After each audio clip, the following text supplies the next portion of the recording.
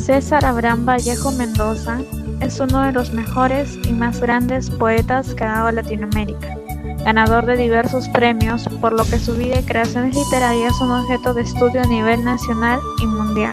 Lo importante que se rescata de la vida de César Vallejo en el Perú es su vida de niño campesino, integrante de un hogar modesto, pues tenía 11 hermanos.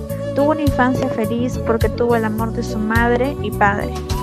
Y esto lo podemos ver en sus escritos, donde resalta el calor y amor fraternal que existe en casa.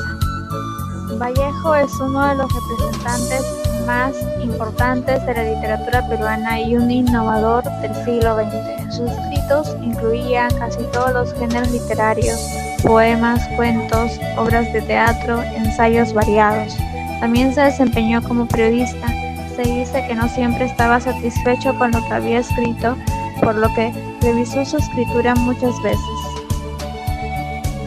En la poesía de César Vallejo, la figura de la madre siempre ha estado presente y por lo tanto ha ocupado un lugar especial para las diferentes tramas literarias. Un claro ejemplo es la repristinación de la figura de la madre en el cuento Más allá de la vida y de la muerte. De esta manera, Vallejo, a través de su obra literaria, mostró sus sentimientos hacia su madre, el gran dolor que sentía tras su muerte.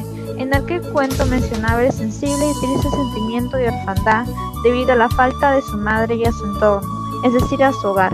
Por lo tanto, quien resalta sobre ello es la madre, convirtiéndose en un gran símbolo afectivo y de creación. De esta manera, Vallejo ya tendría el pretexto para realizar poemas de gran cohesión estética en los que se percibe transmitir las emociones más profundas.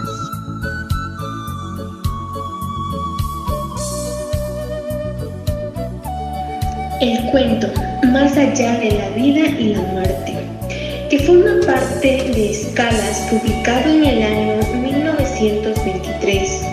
Fue una narración escrita por la intención de visibilizar la condición humana desde un marco vital y mortal, abarcando diversas experiencias de vida que tuvo el mismo Vallejo, centrándose en un viaje de regreso a su tierra natal. Vale mencionar que este cuento es fantasioso. En el cuento, Vallejo describe el ambiente por donde viaja al reencuentro de su aldea, después de 11 años de partida. En esto representa el viaje al pasado, infancia, lo cual supone que la apertura psíquica y metafísica por medio del espacio y tiempo. Lo sorprendente de este cuento es que habla de dos temas distintos que son parte de la condición humana, vida y muerte. Para Vallejo, la vida hace referencia a poner en práctica actos para el bien de los demás. Se puede llegar a relacionar con la solidaridad que da sentido a la vida, de tal manera que si no se hace nada bueno por los demás, es tan igual como dejar el sentido de la vida. Por otro lado, Vallejo se ha caracterizado por introducir al tema de la muerte en gran parte de sus escritos. Esta constituye un binomio inseparable y consta de sufrimientos de la vida terrenal. Acabarán con la muerte, lo que dará paso a otra vida. Por lo tanto, la muerte en ella misma genera frustración. Es por eso que se presenta el sentido fantástico en ella, dando la creencia en la inmortalidad. Otro subtema que se evidencia en el cuento es el miedo, sensación intrínseca del ser humano. Este se refiere a cuando el personaje principal, es decir, Vallejo, tiene un incidente con la madre, lo cual causa un espasmo al personaje central y por lo tanto narra este hecho desde un plano fantástico o alejando de los planos reales y objetivos como son los términos fantasmales.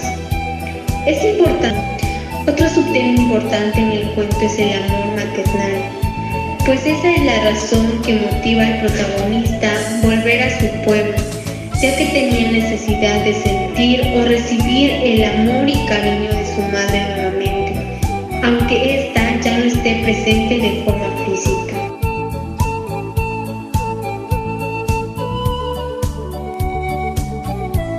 Lo fantástico en la literatura suele estar asociada a la narración de sucesos o historias que no pueden darse social o físicamente en nuestra realidad actual, relacionándose con lo sobrenatural o irracional.